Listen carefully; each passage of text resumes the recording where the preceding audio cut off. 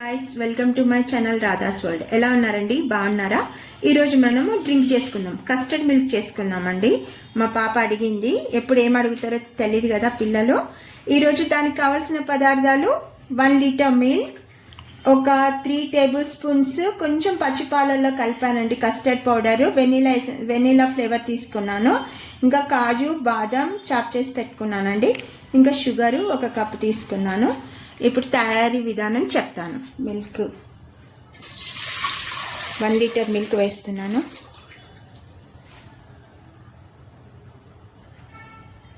బాగా మరగాలండి పాలు. చిక్కడి పాలు తీసుకోవాలి ఎప్పుడైనా. పిల్లలకి చాలా ఇష్టంగా తాగుతారు. బయట తాగే బదులు ఇంట్లో చేసుకోవడం చాలా మంచిదండి. క్రీమ్ మిల్క్ తీసుకోవాలి, కొంచెం టేస్ట్ బాగా వస్తుందండి. పాలు పొంగుతున్నాయండి, సిమ్లో చేసుకున్నాము. సిమ్లో పెట్టి మరగబెట్టుకున్నాము. మీకు చలికాలం టిప్ చెప్తానండి. ఈ చలికాలం కదా, స్కిన్ చాలా ర్యాషెస్ వస్తాయి. డెలికేట్ స్కిన్ ఉన్న వాళ్ళు ఎవరైనా సరే పాల మీద మీగడ పెట్టుకుంటే బెటర్ అండి. సోప్ అవాయిడ్ చేయడం బెటర్.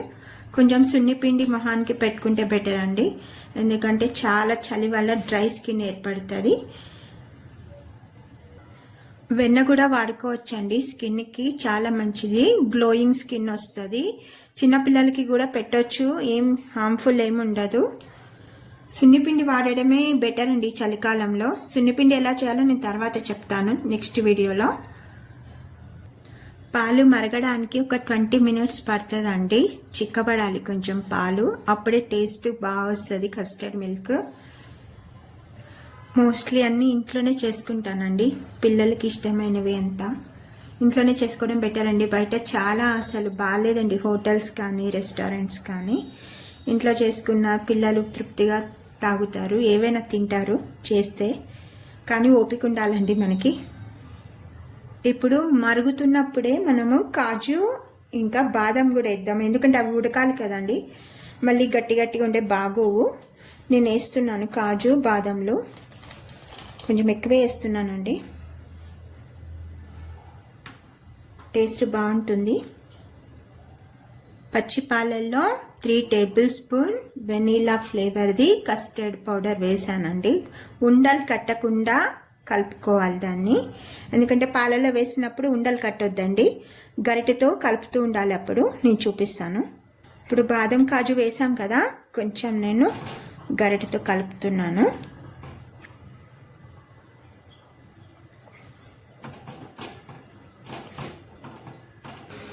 మధ్యలో మధ్యలో ఇలా కలుపుతూ ఉండాలండి. ఇప్పుడు షుగర్ వేసుకుందామండి. తగినంత షుగర్ వేసుకున్నా. నేను 1 కప్పు తీసుకున్నానండి 1 లీటర్కి. కొంచెం స్వీట్గా ఉంటేనే బాగుంటుంది. బ్రౌన్ షుగర్ కదా, కలర్ చేంజ్ అయిందండి. ఇప్పుడు మనం